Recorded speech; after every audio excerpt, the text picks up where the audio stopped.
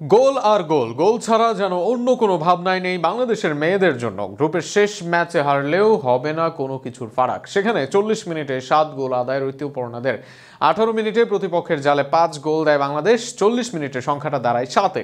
যেন মায়া দয়াই নেই বাংলাদেশি নারীদের। তুর্কমেনিস্তানের বিপক্ষে বাংলাদেশের গোল বন্যা নিয়ে বিস্তারিত থাকছে প্রতিবেদনা। দীর্ঘদিন পর র্যাঙ্কিংয়ে নিজেদের থেকে পেছনে থাকা দলের বিপক্ষে মাঠে নামছে বাংলাদেশ দল। আগের ম্যাচে মায়ানমারের মাঠে র্যাঙ্কিংয়ে 55 থাকা মায়ানমারের বিপক্ষে মাঠে নামে বাংলাদেশ। এর আগে বাহরাইনকে শুরুর ম্যাচে 7 গোল দেয় বাংলাদেশ, যারাও বাংলাদেশ থেকে এগিয়ে 28 ধাপ। এবার গ্রুপের শেষ ম্যাচে তুর্কমেনিস্তানকে পায় বাংলাদেশ, আর সেখানেই তাণ্ডব চালায় পিটার বাটলারের দল। এদিন বাংলাদেশের গোল উৎসবের শুরুটা করেন আফিদা। শুরুতে ঋতুপর্ণার ক্রস থেকে বল পান তিনি। ডি বক্সের বাইরে থেকে দূরপাল্লার রকেট শটে কিছুই করার ছিল না প্রতিপক্ষের গোলরক্ষক। এরপর ক্রস থেকে গোল আদায় করেন শামসুন নাহার। দারুণ এক ফিনিশিংয়ে বল জড়ান জালে। 5 মিনিটে 2 গোল আদায় করে বাংলাদেশ। 13 মিনিটে আরো 1 গোল আদায় বাংলাদেশ দলের। আবারও গোল আদায় শামসুন নাহারের। স্কোরিংয়ে এদের নিজেদের ঝলক দেখান এই উইঙ্গার। 16 মিনিটে এবার গোল করেন মনিকা। তারা করা শট ফেরাতে এলোমেলো তুর্কমেনিস্তানের গোলরক্ষক।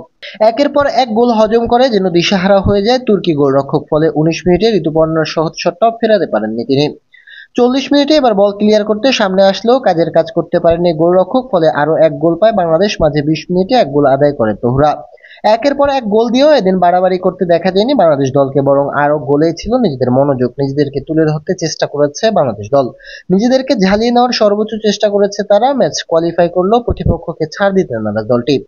আগের দিন পিটার বাটলার ঘোষণা দিয়েছেন তার দল পারফরমারের জন্য, যে কারণে প্রতি ম্যাচেই সেই পারফরমেন্সের ধারায় একই রাখতে চেয়েছে বাংলাদেশ। আগামী দিনে এশিয়ান মঞ্চে খেলবে লাল সবুজের বাহিনী। স্বপ্ন আছে বিশ্বকাপে যাওয়ার। তার আগে তো মোটেও ঝিমিয়ে পড়া যাবে না। লাল সবুজের বাহিনীরা যেন সেই ইঙ্গিতই দিয়ে রাখলেন।